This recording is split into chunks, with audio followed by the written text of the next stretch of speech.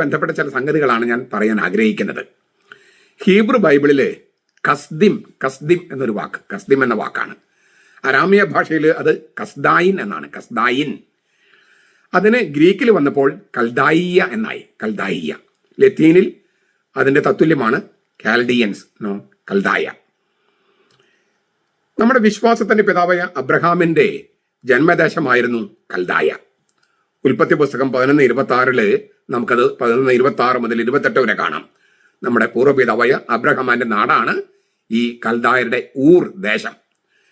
അവിടെയുള്ളവർ വലിയ കണ്ടുപിടുത്തങ്ങൾ നടത്തുകയും വലിയ ജ്ഞാനികളായിരുന്നവർ. അവിടെയുള്ളവരാണ് ഈ പൂജരാജാക്കന്മാർ വന്നത് അവിടെ നിന്നാണ്.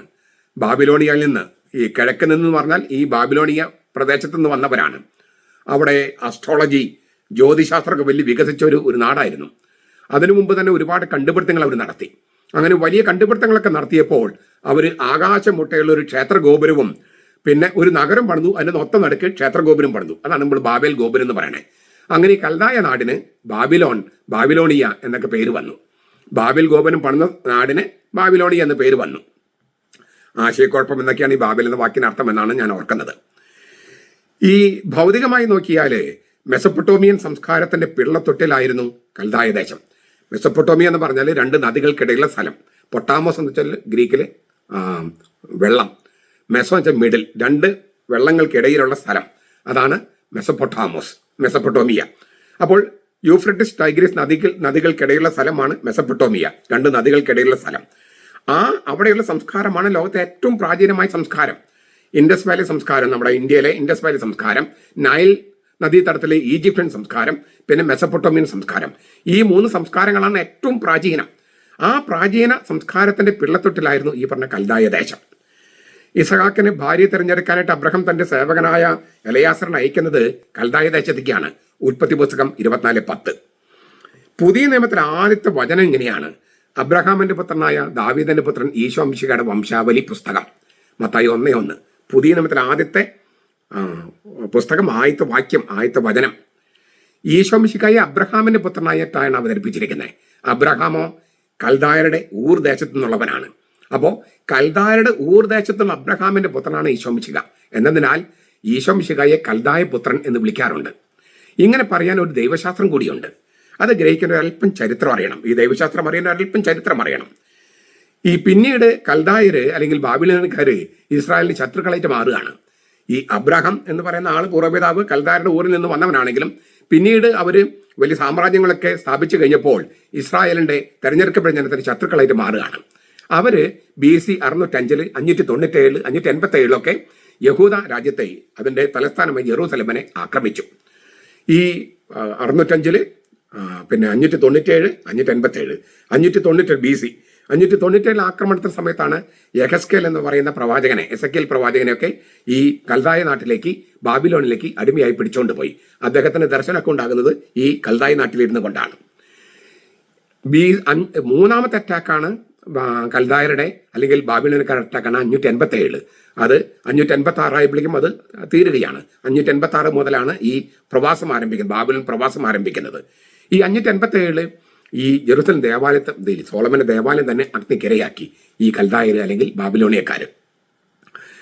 ആ സന്ദർഭത്തില് ഇങ്ങനെ കൽദായര് വന്നിട്ട് ആക്രമിക്കുന്ന സമയത്ത് യെരേമിയ പ്രവാചകൻ പറഞ്ഞൊരു വചനമുണ്ട്. യെരേമിയ 21:9. കൽദായർക്ക് കീഴടങ്ങി അവരുടെ പക്ഷം ചെന്ന് ചേരുക. കൽദായർക്ക് കീഴടങ്ങി അവരുടെ പക്ഷം ചെന്ന് ചേരുക. യെരേമിയ പ്രവാചകൻ 21:9. യെരേമിയയുടെ ഈ രാഷ്ട്രീയ നിലപാട് പല വിവാദങ്ങൾക്കും വഴിവെച്ചിട്ടുണ്ട്. പക്ഷേ യെരേമിയയുടെ നിലപാടായിരുന്നു ശരി. അത് പിന്നീട് തെളിയുന്നുണ്ട്. കൽദായർക്ക് കീഴടങ്ങുക, അതാണ് യെരേമിയ പറയുന്നത്. ശത്രുക്കളെ പക്ഷം ചേരാനല്ല വാസ്തവത്തിൽ യെരേമിയയുടെ നിർദ്ദേശം, മറിച്ച് രക്തച്ചൊരിച്ചിൽ ഒഴിവാക്കുക.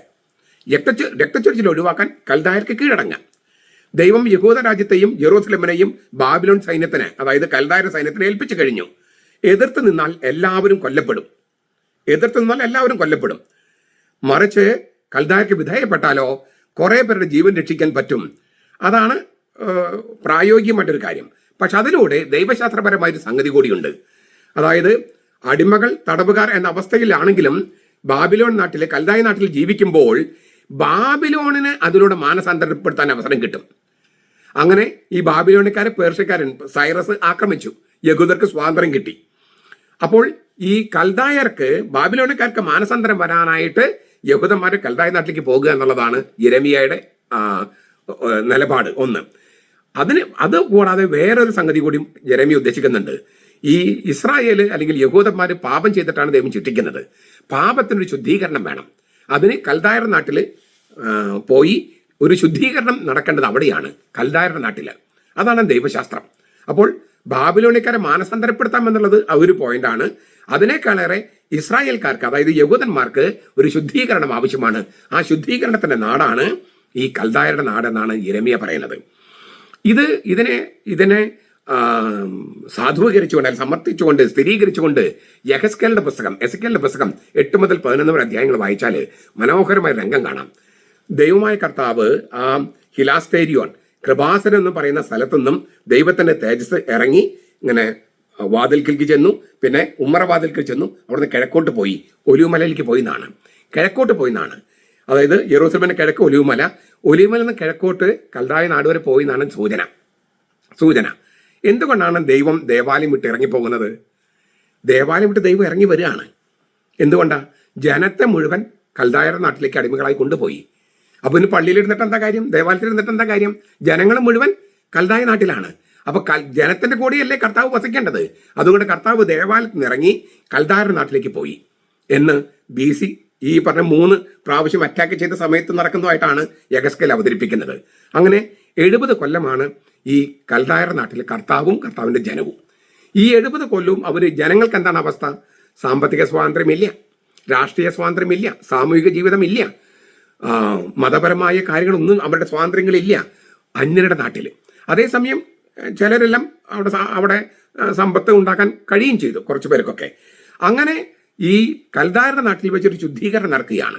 70 കൊല്ലം കഴിഞ്ഞ് ഈ പ്രവാസികൾ കുറെ പേര് തിരിച്ചു വരിക. എല്ലാവരും തിരിച്ചു പോകുന്നില്ല. എസ്തറിന്റെ കുടുംബമൊക്കെ അവിടെ നിന്നു, തിരിച്ചു പോകുന്നില്ല. എസ്തർ പിന്നെ അവിടെ രാജ്ഞിയൊക്കെ ആവുന്നുണ്ട്. ഈ തിരിച്ചു പോരുന്ന ആളുകൾക്ക് നേതാവായിട്ട് ആരാ? കർത്താവ് തന്നെയാണ്. യെശയ്യായുടെ പുസ്തകം 40-ാമത്തെ അധ്യായം 1 മുതൽ 11 വരെ വായിച്ചാൽ ഇല്ലേ, തുടങ്ങുന്നത് ഇങ്ങനെയാണ്: കർത്താവിന് വഴിയൊരുക്കുക, മരുഭൂമിയിൽ അവന് കർത്താവിന് വഴിയൊരുക്കുക. കർത്താവ് തിരിച്ചു വരികയാണ്. ഈ ദേവാലയത്തിൽ ഇറങ്ങിപ്പോയി കൽദായർ നാട്ടിൽ പോയി കർത്താവ് ജനത്തെ ശുദ്ധീകരിച്ച് ആ ജനത്തിലെ കുറെ പേരെയും കൊണ്ട് തിരിച്ചു വരികയാണ്.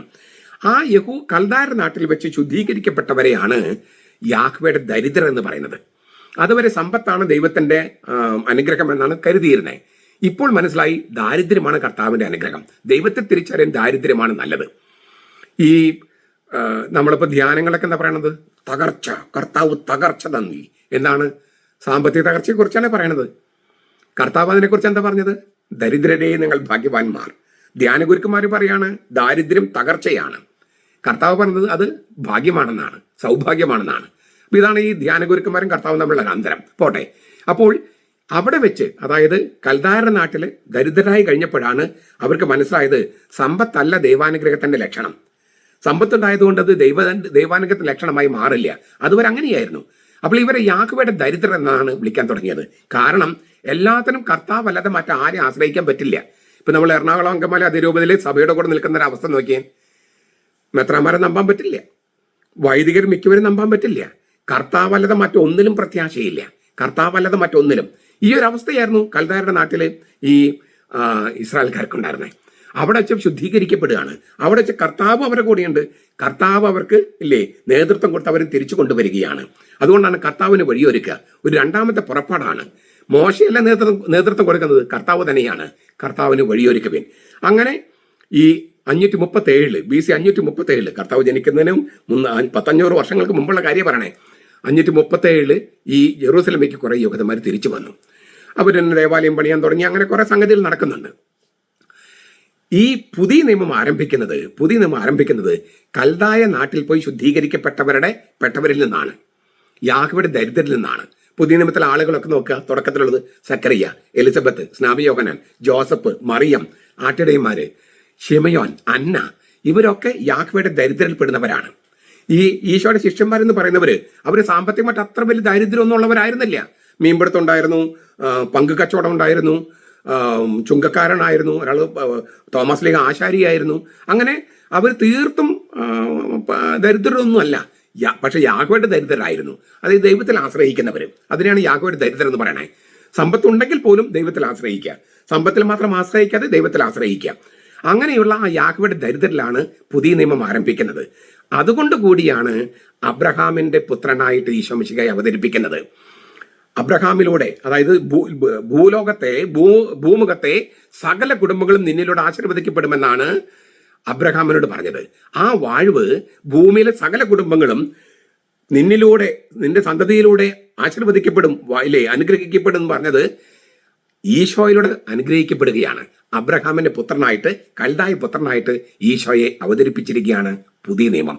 അതിലാണ് ഈ കൽദായ പുത്രനായ അബ്രഹാമും അവന്റെ പുത്രനായ ഈശോ മിശിഹ, അതിലൂടെയാണ് ഭൂമുഖത്തെ സകല കുടുംബങ്ങളും അനുഗ്രഹിക്കപ്പെടുന്നത്. കൽദായ പുത്രനിലൂടെയാണ്, അബ്രഹാമിന്റെ പുത്രൻ എന്ന് വെച്ചാൽ കൽദായ പുത്രനിലൂടെയാണ് ലോകത്തെ സകല കുടുംബങ്ങളും അനുഗ്രഹിക്കപ്പെടുന്നത്. ഇതാണ് ഇതിന്റെ വലിയ ദൈവശാസ്ത്രം എന്ന് പറയണേ. ഞാൻ ഈ പറഞ്ഞ കാര്യങ്ങളൊക്കെ നിങ്ങൾക്ക് ബൈബിളിൽ ഞാൻ പറഞ്ഞു. യെരമ്യ പ്രവാചകന്റെ കാര്യം പറഞ്ഞു, യെശയ്യായുടെ പുസ്തകത്തിന്റെ കാര്യം പറഞ്ഞു, യെഹെസ്കേലിന്റെ പുസ്തകത്തിന്റെ കാര്യം പറഞ്ഞു, മത്തായിയുടെ സുവിശേഷം പറഞ്ഞു. ഇതൊക്കെ ബൈബിളിലുള്ള സംഗതികളാണ്. നിങ്ങൾക്കിതൊക്കെ വായിച്ച് നോക്കും ചെയ്യാം.